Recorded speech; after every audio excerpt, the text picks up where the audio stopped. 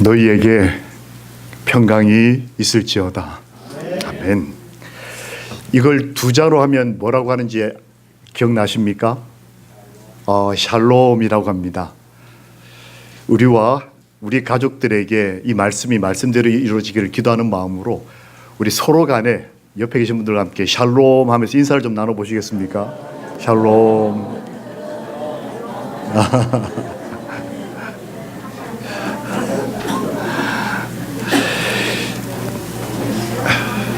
우리는 어떤 예수님의 모습을 좋아하고 어떤 예수님의 모습이 내 삶과 우리 가정에 남아있을까? 어떤 흔적이 남아있을까? 내 아이의 얼굴에서, 내 아이의 삶에서 어떤 예수님의 모습이 남기를 우리는 희망하며 사는 그리스도인일까 하는 것입니다. 예수님은 어떤 분이셨다? 행복한 분이셨다. 그래서 예수님을 바로 믿고 잘 믿는 사람은 행복한 사람이다. 이 행복하다고 하는 것은 고난이 없거나 어려움이 없다는 것을 뜻하는 것이 아니라 어렵고 힘든 가운데서도 그걸 극복할 수 있는 방법과 은혜를 경험한 진짜 행복한 사람. 예수님은 행복한 분이셨다. 우린 행복한가요? 예수님 행복한 분이셨다. 아멘. 우리 행복한가요? 글쎄, 이게 지금 내가 벌써 결혼한 지 30년이 돼가지고 행복 남사스럽게 행복한가? 한국 사람들은 행복할까요?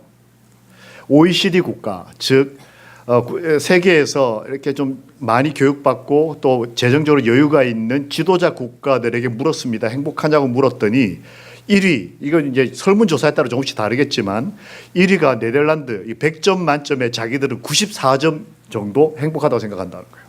나는 94점 정도 행복이야. 2위 아이슬란드, 나라는 제가 어른밖에 없는 나라인데 90점, 나는 내 행복지수는 90점이다.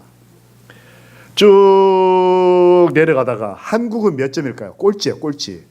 한국은 60점이에요. 한국의 천주교인과 기독교인들 합치면 인구 절반이 하나님을 믿고 사는데 행복하다는 생각은 60점 정도예요. 우리 재림교회는 어떨까요? 우리는 행복한가? 실제 우리가 우리의 행복을 시험하거나 내가 정말 왜 이렇게 어렵지 사는 게 이렇게 우리 삶을 흔드는 것은 종종 우리 삶에 어둠이 내려 덮이기 때문에 그렇습니다. 예수 그리스도를 믿어도 교회를 나오면 마냥 오케이가 아니고 어려울 때가 있더라는 거예요. 이게 누굴까요? 믿지 아니하더라. 우리 얘기일까요? 저 밖에 있는 사람들 얘기일까요? 울었다. 우리 얘기일까요? 밖에 있는 사람 얘기일까요? 근심하며 두려워했다. 우리 얘기일까요? 밖에 있는 사람 얘기일까요? 이건 마태, 마가, 누가, 요한복음 네 복음서에 예수님의 부활 이후에 기록된 제자들의 모습이에요. 여러분, 엊그제 안식일날 금요일 날 어제 예수님이 모든 사람이 보는 앞에서 내가 다 했다. 너희는 다 구원받았다고 말씀하셨어요. 그리고 지금 저희들처럼 안식일을 지내고 있는데 토요일 저녁부터 일요일 아침 사이에 그들의 모습은 예수님 부활했다? 못 믿겠다. 4번 이상 기록되어 있어요. 저기 술 먹고 담배 피우는 사람이 예수 못 믿겠다가 아니고 예수님 잘 믿는 목사, 장로, 집사님들이 이거 예수님인지 없는지 잘 모르겠다. 근데 교회는 나오긴 나오는데 이렇게 좀 착하게 좀 교회에다 발 하나 이렇게 놓고 있으면 언젠가 진짜 하늘나라가 있다면 거기 가서는 행복하겠지. 제자들이 그랬다는 거예요. 울었다. 예수님을 세상에 존재했던 가장 예수님을 사랑했던 여인 마리아는 예수님이 부활한 아침에 온 우주가 기뻐하는 순간에 혼자 울고 있었어요. 죽은 예수를 믿고 있었어요. 내가 십자가도 알고 안식일도 지켰지만 예수는 내 삶에서 죽었다고 생각을 했어요. 근심하며 두려워했다. 제자들의 모습이에요. 앞으로 어떻게 살지? 이거 안식교에서 어떻게 먹고 살지 이거? 이거 채용도 안 된다는데. 병원 경영이 힘들다는데. 안식일 지켜서는 제대로 된 직장 가지지 못한다던데. 근심하며 두려워했다. 예수 그리스도 때문에 행복해서 교회 안에 들어왔지만 현실 가운데 많은 어려움들이 우리 삶의 마음을 이렇게 메마르게 바싹 이렇게 굶주리도록 사단이 시험을 하는 것입니다. 어떻게 하면 좋을까요? 예수님은 그런 제자들에게 찾아오셔서 또 다른 행복의 비법을 가르쳐 주셨습니다. 산, 바다, 그리고 또 다른 행복의 비법. 그것은 이거였습니다. 뭘까요? 하늘이었어요. 예수님이 천연계를 창조하셨다는 건 참 놀라운 기별입니다. 예수님은 제자들에게 하늘을 보도록 유도하셨어요. 그 제자들이 예수님을 마지막 본 모습이 뭐냐면 하늘로 가시는 모습이었는데, 그래서 성경에 보면 하늘을 자세히 쳐다보는, 그래서 그리스도인을 다른 말로 바꾸면 하늘을 자세히 보는 사람들이에요. 다른 말로 바꾸면 재림을 기다리는 사람이에요. 또 다른 행복 비법, 하늘입니다. 하늘이란 그리스도를 통하여 끊임없이 하나님께 가까이 나아가는 것이다라고 한 예수님을 사랑했던 여인이 기록을 했어요. 하늘이 뭐냐? 그냥 천문학자들이 별 보는 사람들이 보는 이 하늘을 말하는 거냐? 그것도 맞을 겁니다. 이 광대한 우주를 만드신 하나님을 보는 거니까. 그러나 영적으로 봤을 때 하늘이란 예수님을 통해 끊임없이 하나님께 가까이 나아가는 것, 즉 우리가 하늘을 본다, 이 말은 예수님을 바라보면서 끊임없이 하나님께 가까이 나아가는 걸 의미한다는 거예요. 예수님, 이게 행복 방법이다. 그런데 또 다른 한 표현이 나옵니다. 예수님의 삶을 이렇게 살펴보다 보면 예수님에게는 하늘이 있긴 있었는데 그 하늘이 열린 하늘이었어요. 저는 이 표현 보고 굉장히 놀랐습니다. 이 하늘이 열렸다는 게 뭘까? 함께 우리의 하늘이 열리기를 기도하는 마음으로 같이 읽어보겠습니다. 시작. 예수께서 침례를 받으시고 높은 곳에서 올라오시되 하늘이 열리고 하나님의 성령이 비둘기같이 자기 위에 마심을 보시고, 하늘이 열리고 성령 하나님의 임재를 보셨다라고 기록되어 있어요. 예수님은 그냥 막역한 하늘이, 논리적으로 정리된 하늘이 아니고 실제로 열린 하늘을 가지고 계셨다는 거예요. 열린 하늘. 이 성경에 표현되어 있는 이 열린 하늘이 뭘 뜻하는 걸까? 한 선지자가 이렇게 기록을 했습니다.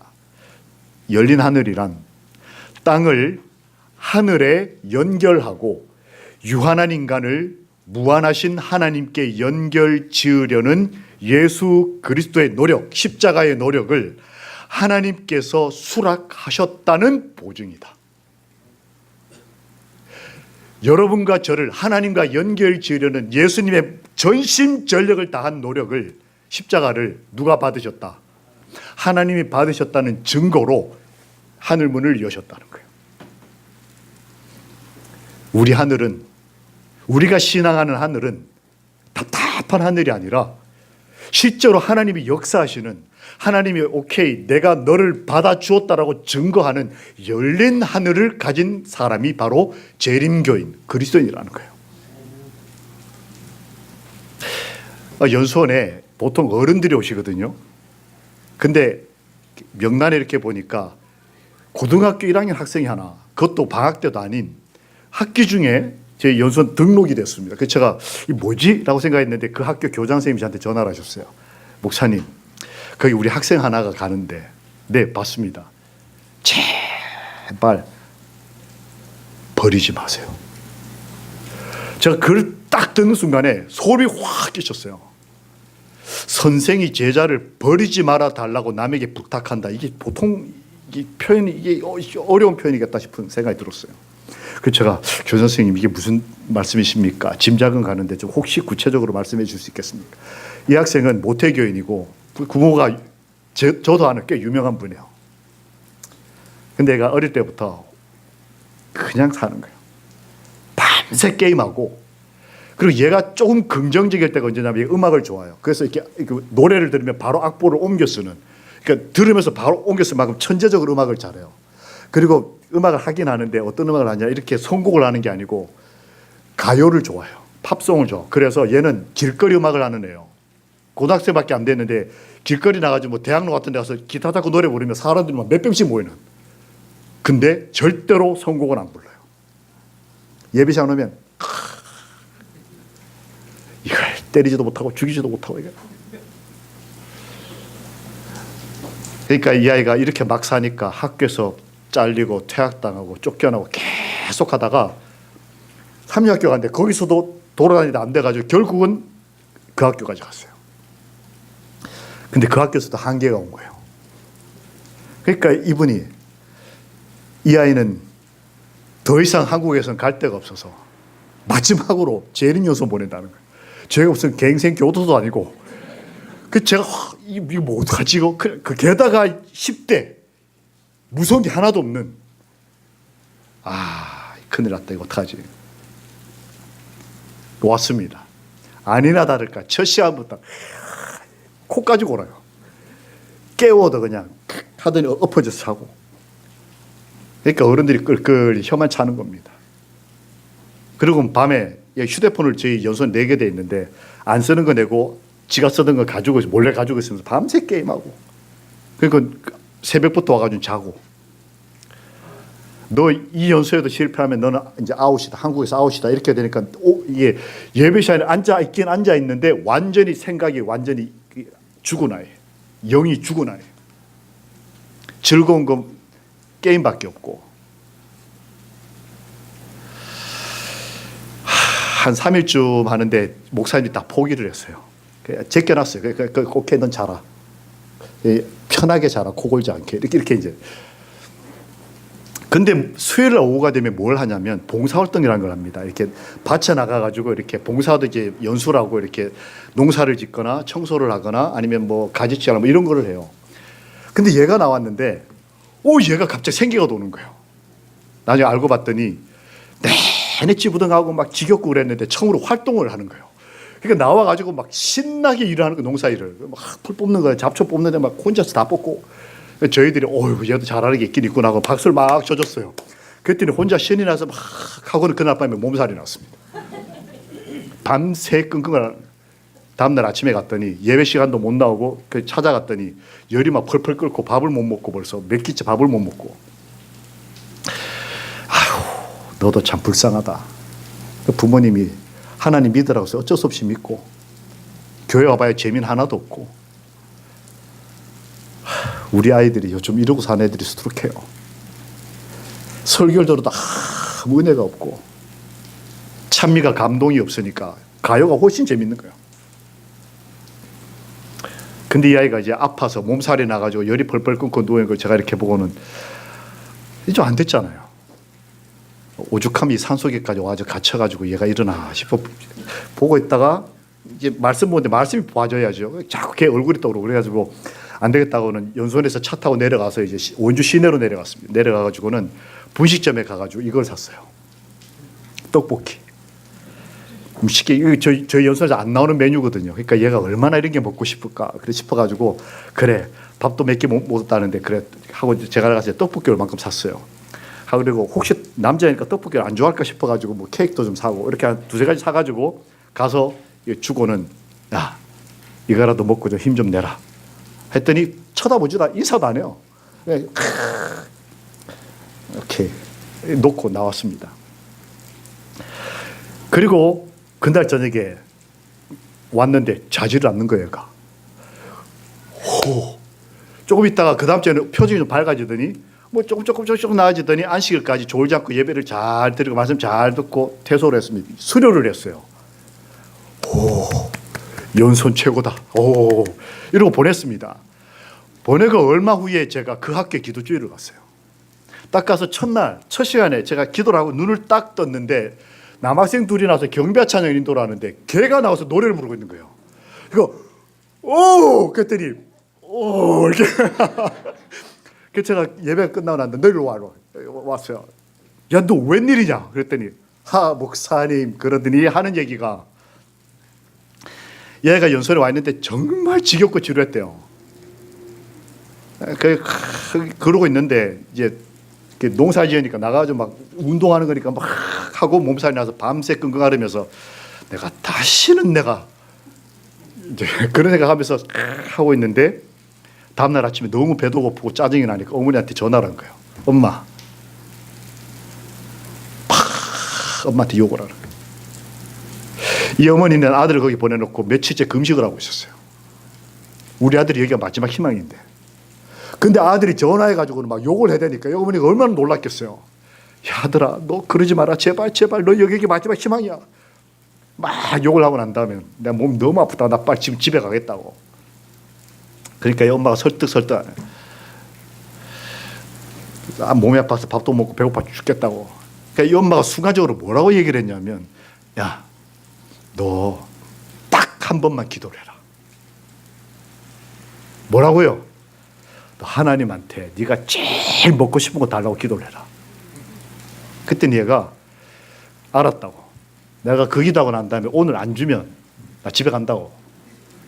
그리고 하나님한테, 하나님이 살아계시다는데, 살아계시면 오늘 저한테 떡볶이 주세요. 그리고 10분쯤 있다 제가 들어와서 떡볶이를 탁 놓더래요. 제가 들어왔는데도 보지도 않고 뭘 놨는지도 안 보고 이렇게 눈 감고 있었는데, 제가 나가고 난 다음에 고개를 이렇게 돌렸는데 포장된 비닐로 딱 패킹된 걸 딱 보니까 떡볶이가 있더래요. 그 순간에 이 아이의 하늘이 열렸어요. 그리고 엄마한테 전화를 했어요. 엄마, 제가 진짜 배가 고파가지고 절대 여기서 안 주는 거, 이거 절대 먹을 가능성이 없는 거. 그래서 내가 이거 달라고 해놓고 응답 안 해주면 바로 집에 가려고 하나님한테 떡볶이 달라고 기도했는데, 하나님이 까마귀를 보내서 떡볶이.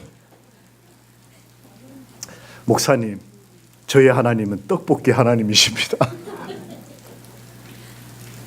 제가 그 이야기를 그렇게 듣는데, 야, 하나님 참 좋으신 분이다. 그 어머니의 간절하고 소중한 눈물의 기도를 하나님이 어떻게 응답하시는가.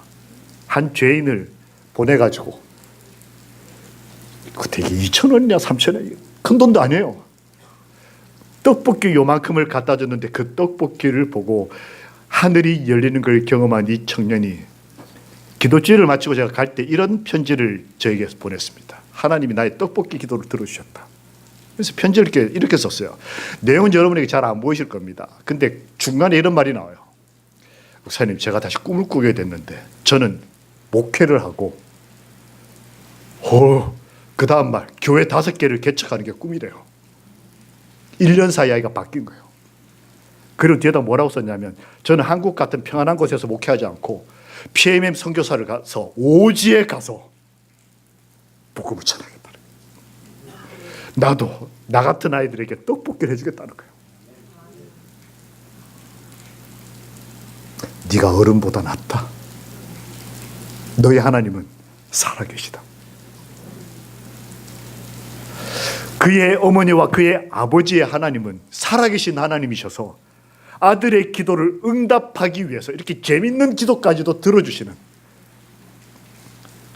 그래서 그의 한 젊은이의 인생을 완전히 바꿔놓으시는 하나님. 얼마 전에 그 학년 아이들이 다 연선을 왔습니다. 버스를 타고 왔길래 어떻게 왔냐 그랬더니 이 아이가 막 고집을 피워가지고 우리 연선으로 소풍 가자고. 그 애들이 연선으로 소풍을 왔어요. 그래서 1박 2일 동안 기도실에 들어가서 기도하고, 연선 와서 축구하고, 연선 와서 게임하고, 어쨌든 연선 왔다, 예수님 앞에 왔다는 게 너무 고마워가지고 뭐 축구를 하든 여기서 뭘 하면 오케이. 그 아이에게 하나님은 살아계신 하나님. 우리 가족은 부모로서 나의 기도를 하나님이 들어주시는가? 내 아이는 살아계신 하나님을 만나는가? 내 아이의 하늘은 열려 있는가? 예수님의 하늘이 열렸다라는 표현은 한 번만 나온 표현이 아니고 최소한 4번 이상 나왔어요. 제가 그걸 다 정리해 봤더니, 첫 번째 예수님이 침례 받으실 때, 두 번째 예수님이 어제 저녁 봤던 산에 올라가셨을 때, 변화산에 올라가셨을 때, 세 번째 또 다른 산 겟세마네 가셨을 때, 네 번째는 예수님이 십자가를 지셨을 때 하늘이 열렸다라고 되어 있어요. 성경과 시대 소망에 공통점이 뭘까요? 하나님께서 예수님의 하늘을 여실 때는 공통점이 있더라는 거예요. 공통점이 뭘까요? 그 공통점은 십자가였습니다. 예수님의 하늘은 그냥 열린 게 아니라 내가 어떤 희생을 치르고서라도 내 사랑하는 아들을, 내 사랑하는 딸을, 내 남편을 구원하겠다는 결심이 설 때, 그냥 마냥 10월 언제부터 전도회 있다 기도합시다 이게 아니고 십자가를 지겠다는 각오로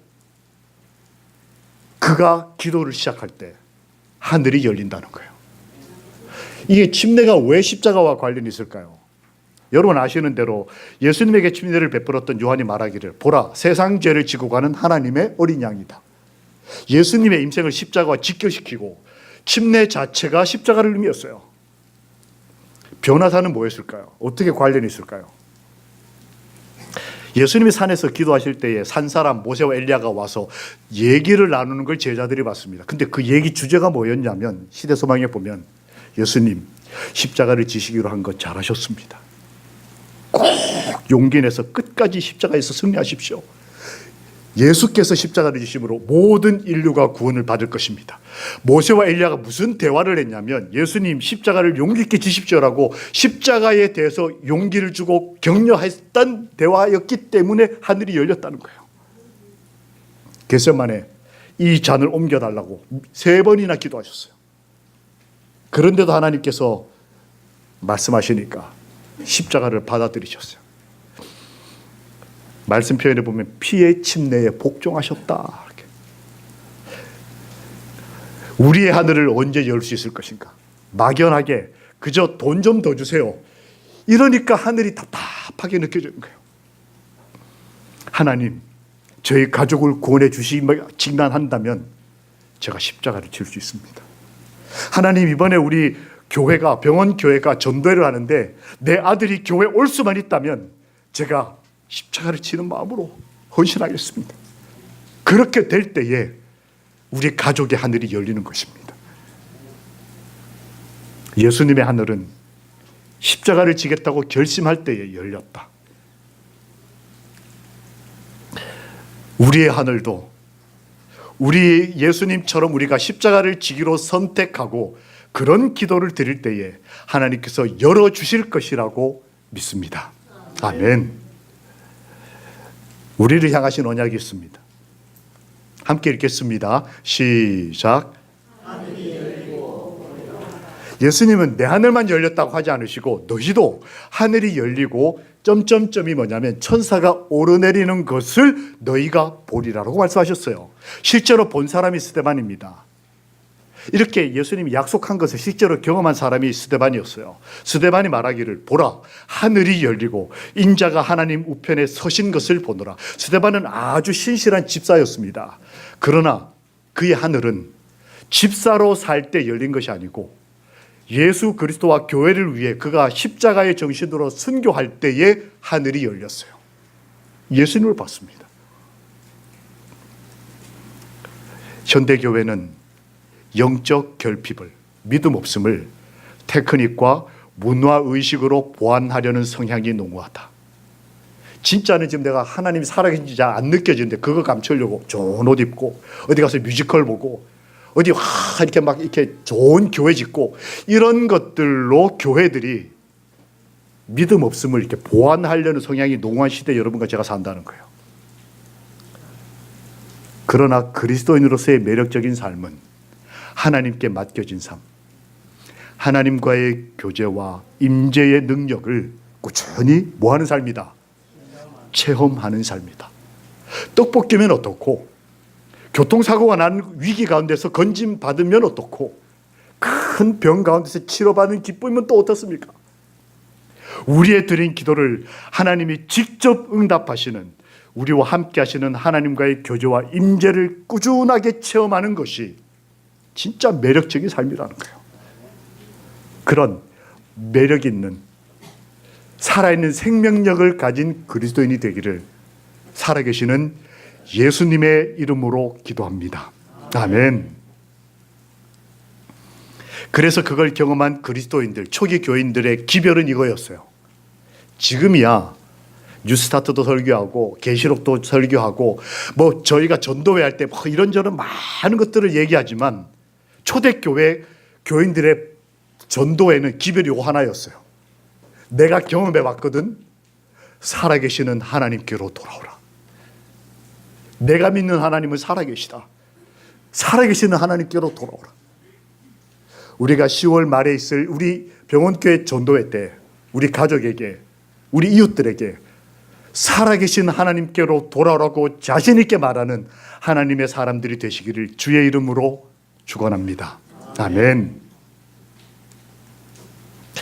하나님께서 약속하십니다. 저희들에게 너희는 장차 하늘이 열리되 결코 닫혀지지 않는 것을 보게 될 것이다. 저희는 열렸다 닫혔다는 하늘이 아니고 열리되 닫혀지지 않는 하늘. 하나님의 천사들은 곤핍한 자와 애통하는 자들의 기도를 하늘에 계신 아버지께 가지고 올라가고 열린 하늘을 통하여, 그리고 인간 자녀들에게 오늘 안식일 이 교회를 찾은 병원교회 한 분 한 분에게는 축복과 소망, 용기, 도움, 생명을 가지고 내려오고 있다. 이 주의 천사의 방문을 오늘 영접하시고 하나님 안에 행복한 안식일 보내시게 되기를 소망합니다. 아멘. 화요일 저녁 예배를 드리는데 교회 문이 열리더니 머리가 하얀 한 노 신사분이 들어오셨습니다. 젠틀한 분이었어요. 예배 드렸는데 그때 제가 공부할 때라 서울 시내에 작은 교회를 합회가 맡겨주셨습니다. 안식일만 가면 되는 교회였는데 화요일 저녁에도 그때는 갔습니다. 교인이 8명밖에 안 됐어요. 화요일 저녁에 모이는 사람이. 그런데 그런 신사분이 들어오니까 얼마나 반가웠겠습니까? 예배 마치고 다 모였습니다. 어떻게 오셨냐고. 이번 첫 마디가 목사님, 저는 천주교인입니다. 그래서 네. 제가 얼마 전에 은퇴를 하고 성경을 보는데, 제가 40년을 넘게 천주교를 다녔는데 성경을 보는데 갑자기 안식일이라는 글자가 창세기부터 계시록까지 반짝반짝 빛이 나는 거예요. 이게 뭐지? 이분은 10대 때에 부산 앞바다에서 침례를 받은 분이에요. 우리 교회에서 학생반을 다니시다가. 그런데 고등학교 졸업하고 바로 직장으로 이렇게 직업 생활을 시작하셔서 가족들 먹여 살리느라고 우리 교회를 떠나셨어요. 부산 출신이세요. 교회를 떠나셨는데 마음속에 하나님이 남아있고 봉사하는 걸 좋아하셔가지고 이분이 토요일 날은 직장을 나가셔야 되니까 일요일 날 성당을 가셨어요. 천주교를 나가셨는데 은퇴를 하고 난 다음에 성경 읽다가 이제 안식일이 갑자기 눈에 다시 들어온 거예요. 그 신부님한테 가가지고 신부님, 왜 우리는 안식일 안 지킵니까? 물었더니 신부님이 그 별 중요한 거 아니라고. 이분이 봉사를 좋아하셔요. 그래서 일요일마다 같이 봉사하는 수녀님한테 가가지고 수녀님, 우리는 왜 안식일 안 지킵니까? 이렇게 물었더니 수녀님이 봉사 잘하시면 됩니다. 여러분 아시죠? 천주교에는 예배를 안 와도 봉사를 해도 그걸 예배로 카운트를 해줘요. 그러니까 이거 아닌데 싶어서 이분은 뭔가 마음속에 해서 인터넷을 통해 가지고 자기 스스로 검색을 해서 그분 집에서 가장 가까운 거리에 있는 안식일교회를 찾아가지고 제 발로 걸어오신 거예요. 야, 진짜 마지막 시대에는 나중된 자가 먼저 되고 저희가 어떻게 될지 모르겠어요. 그 이분이 그렇게 오니까 이분이 얼마나 간절하겠습니까? 딱 들어오셨는데 이분의 특징이 뭐냐면 예배 시작 1시간 전에 오셔요. 제가 이제 그 유학 중이라고 말씀드렸잖아요. 삼육대학 안에서 하는데 그 교회까지 승용차로 40분이에요. 사택이 교회에 없어가지고 삼육대학 안에 살면서 예배 드릴 때마다 가니까 1시간 전에 갑니다. 그 교회 문을 열면 이분이 어디 계시다가 제가 여는 걸 딱 보고 후다닥 들어오셔요, 교회 안으로. 그리고 1시간 동안 말씀 보고 기다리시다가 예배 1시간 드리고 예배가 끝나고 교인들 다 가셨는데도 이분 안 가고 앉아 계셔요. 그럼 제가 이제 저도 정리하고 빨리 가서 내일 학교도 가야 되고 애들 학교도 보내야 되는데 그렇다고 교인한테 빨리 가시라고도 말을 못 하잖아요. 그래서 제가 왔다 갔다 시간만 보내다가 1시간쯤 기다리다가 선생님 혹시 댁으로 안 돌아가시나요? 3시간째. 그럼 이분이 그러셔요. 목사님, 목사가 교인을 교회에서 쫓아내도 되냐고. 그러면 제가 안 된다고. 기다리시라고. 나중에 좀 친해지고 난 다음에 제가 여쭤봤습니다. 선생님, 남들은 저 같은 사람은 교회에 좀 최대한 늦게 왔다가 마치면 최대한 빨리 가는데 왜 선생님이 이렇게 오래 계시냐 했더니 이분이 하시는 말씀이 목사님, 제가 술, 담배를 45년을 했는데 여러 번 끊으려고 노력을 했대요. 안 되더라는 거예요. 근데 안식교를 딱 들어왔는데 술, 담배 생각이 안 나는 거예요. 이게 뭐지 싶어가지고 이분이, 저희가 문이 이렇게 유리문인데 그 문 열고 바로 길이에요. 2차선 길, 도로인데 이분이 이게 뭐지 하고 실험을 해보더라고. 교회 안으로 딱 들어와 있다가 문 밖으로 딱 나가보면 이게 술, 담배 생각이 나고 딱 들어오면 안 나는 거예요. 그러니까 이분이 어떻게든 교회 안에 있으려고 하는 거예요.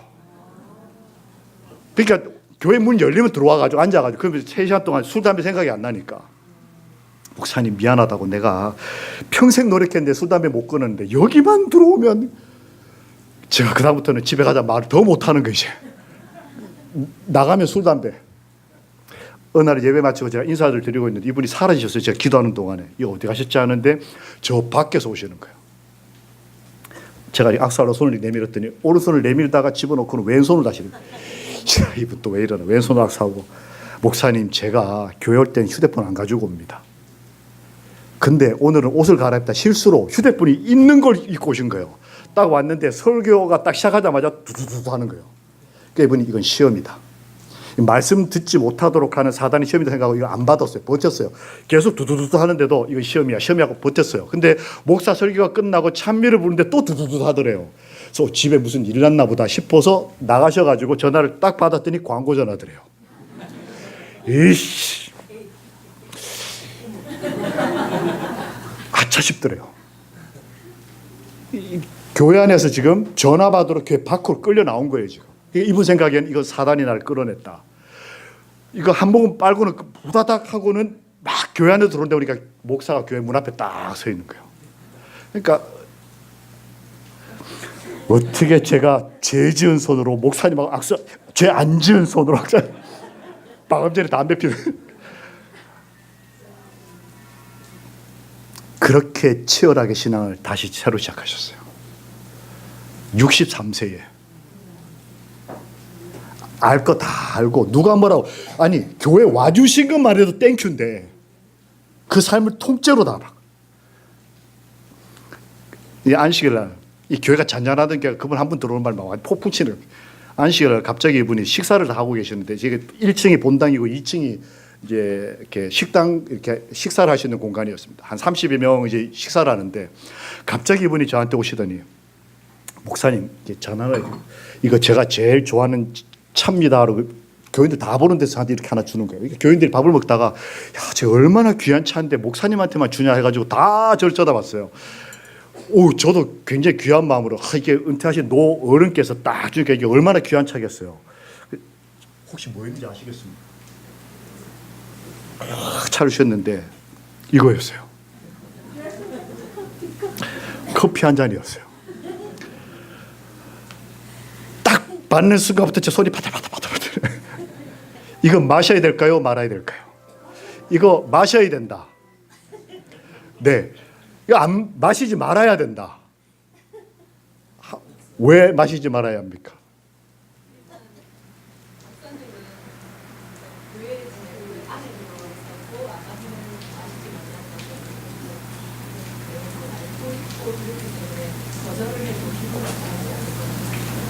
네.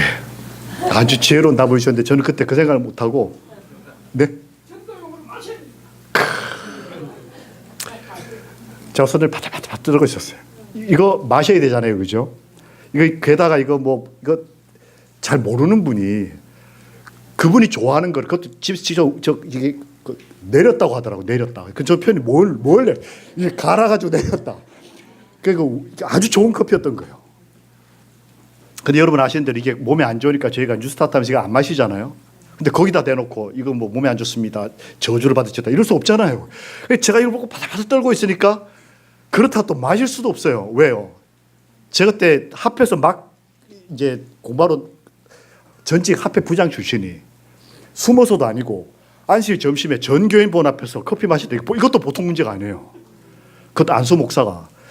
제가 어떡하지 하는데 옆에 한 여지살님이 아주 지혜로운 분이 계셨어요. 이분이 저를 표정 보더니 씩 웃더니 목사님 방문 갑시다. 목사가 차 마실 시간이 어디 있냐고 하면서 저를 데리고 나갔어요. 그날 방문객이 없는데. 그러니까 제가 그러는 바람에 차 놓고 나가면서 그 상황을 모면을 했어요. 근데 다음 안식일날 더 큰 문제가 생겼습니다. 이분이 오셨는데 종이컵을 30개를 쫙 놓더니 박스를 가져왔는데 커피를 박스째 사오셨어요. 그 일회용 커피 있잖아요. 이렇게 해가지고 잘라서 부으면 되는 거, 그거를 박스째 사오셔가지고는 30개다 쫙 넣으면서 이분이 뭐라고 그러시냐면, 내가 지난주에 교회 가지고 목사님한테 커피를 줬더니 목사님이 너무 행복하고 좋아하더라는 거예요. 우리 시뻘개져가지고 잠 받고 너무너무 좋아가지고 제가 피부 이게 멀개져서 너무 좀 좋아하더라는 거예요. 근데 교인들 표정을 보니까 너무 안 좋더라는 거예요.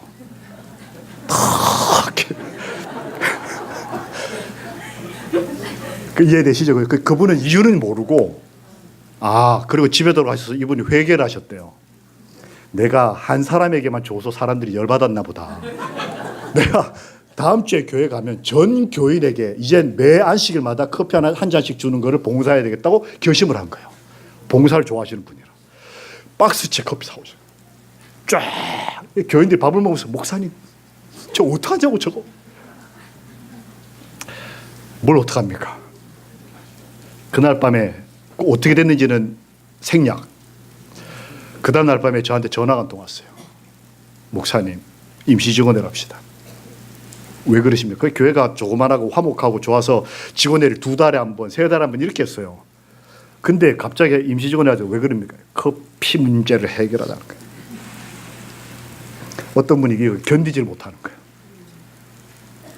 제가 그날 밤에 잠을 한숨도 못 잤어요. 커피 때문에 못 잔 게 아니고, 그 아무것도 모르는 사람이 귀한 거를 어떻게 하는 거를, 그걸 재판하는 거예요. 밤새 씨름하면서 기도하고 다음날 직원회를 열었는데, 다행히 직원의 결의가 어떻게 났냐면, 지켜보자, 기다리자. 2주 후에 교회 도둑이 들었습니다. 저희도 이런 액정, 고가의 장비들이 다 교회 1층에도 있고 2층에 그 재무가 쓰는 컴퓨터도 있고 있는데, 그거 다 놔두고 커피 박스만 없어졌어요.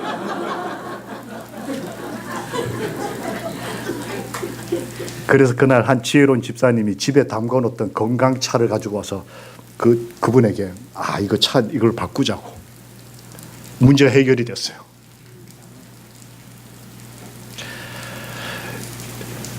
어느 날은 또 이분이 사라졌습니다. 이 설교를 시작하는 시간에 화요일, 금요일 계속 교회로 오는 분인데, 이분이 안식일 예배 시작하고 예배 설교가 시작된데도 안 보이셨어요. 걱정을 했어요. 근데 조금 있다 교회 문이 열리더니 그분이 걸어 들어오시는데, 뒤에 부부 2분이 따라 들어오셨어요.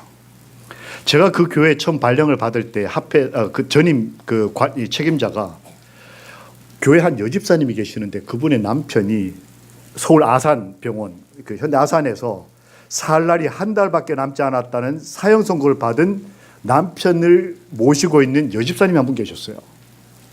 그분은 교회를 못 나오고 병원에서 지금 죽음 기다리고 호스피스 병동에 있으니까 일주일에 1-2번 방문을 가주시면 좋겠다라고 저에게 부탁을 했어요. 이게 인수인계를 그렇게 받았습니다. 그래서 제가 일주일에 2번 방문 가는 분이 계셨는데, 그분이 걸어 들어온 거예요, 교회를.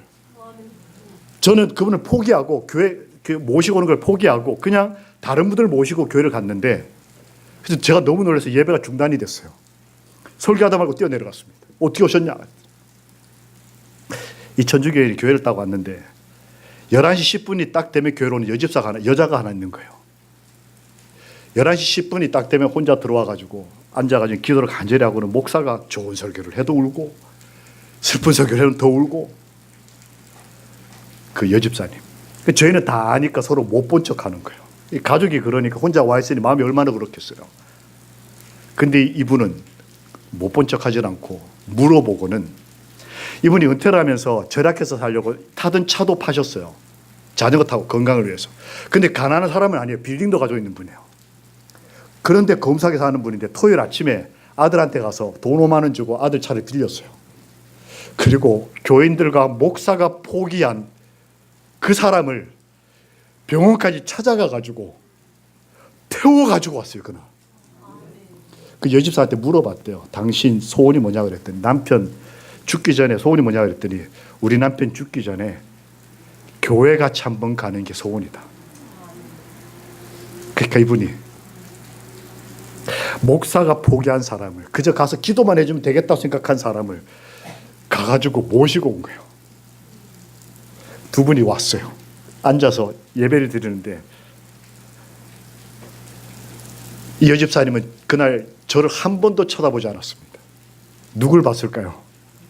남편만 보고 남편 등을 쓰다듬으면서 우리 남편 하나님 앞에 왔다.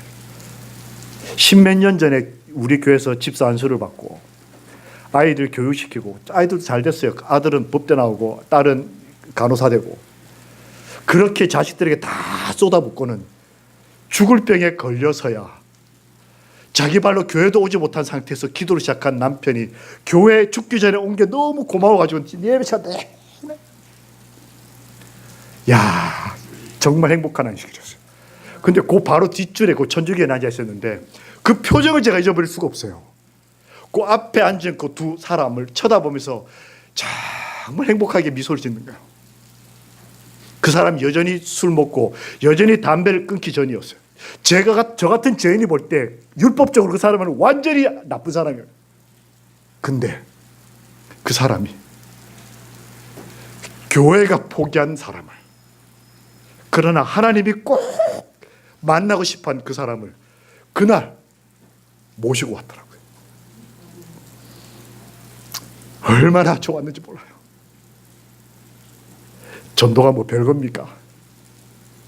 정말 내가 좋아하는 것을 좋아하는 사람에게 전해주는 거예요. 얼마 후에 이분이 저한테 찾아오더니 목사님, 그 두 사람 결혼식 못한 거 아냐고. 옛날에 왜 돈이 없을 때 식 같은 거 못하고 살면서 이렇게 하셨잖아요. 몰랐다고. 신혼여행 못 간 거 아냐고. 몰랐다고. 목사가 그런 거 몰라도 되냐고. 죄송하다고. 그냥 저렇게. 이런 분이 한 분 계시면 목회가 참 행복해질 것 같아요. 그런 이분이 하시는 말씀이, 목사님, 저 사람이 언제 죽을지 모르는데 우리 교회가 저 두 분 신혼여행을 보내줍시다 그러는 거예요. 교회가 생각도 못한. 그래서 너무 좋은데요, 선생님. 그때 저희 교회가 잔고가 20몇만 원이 있었어요, 현금이 교회 안에.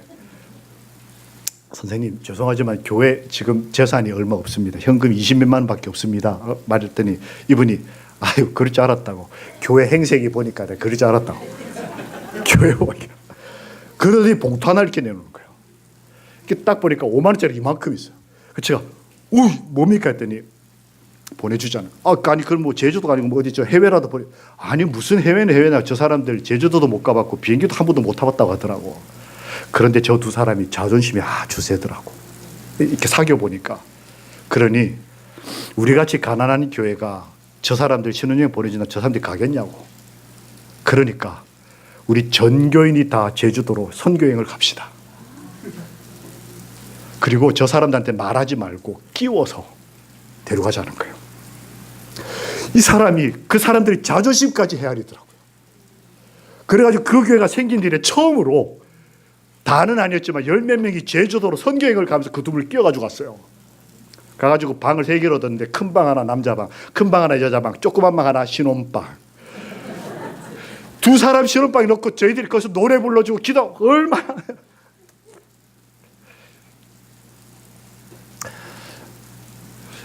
하늘을 사는 사람들. 그분 신앙 완전히 회복하고 그 한 달밖에 안 남았다는 신앙 완전히 회복하고 몇 년을 더 건강하게 사시다가 교회 열심히 나오고 남들에게 베풀의 삶을 사시다가 주 안에서 믿음 가운데 편안하게 쉬셨어요. 이 천주교는 어떻게 됐을까요? 목사님 저 술 끊었습니다. 목사님 저 담배 끊었습니다. 목사님 저 이제 커피 안 마십니다. 목사님 저 이제 고기 이렇게 먹습니다. 목사님 저 정말 예수님이 좋아요. 목사님 저 오늘 기도하러 갑니다. 몇 년에 걸쳐서 이 어른이 변화되시더니 지금 70이 넘으셨는데 저보다도 예수님 닮으셨어요. 이분에게는 하늘이 열려있는 하늘이에요. 누구 도와주겠다고 기도하면 하나님이 그렇게 도울 기회를 주시고 70이 다 됐는데도 새로운 삶을 살고 말씀을 더 깊이 읽고 말씀대로 순종하기 위해서 목사님 설교하는 사람이 되지 마시고 생교하는 사람이 되시고 생교가 뭡니까? 그랬더니 목사님 설교는 말로 하는 거고 생교는 삶으로 가르치는 거다. 목사님 삶으로 저에게 모범을 보여주십시오. 알겠습니다.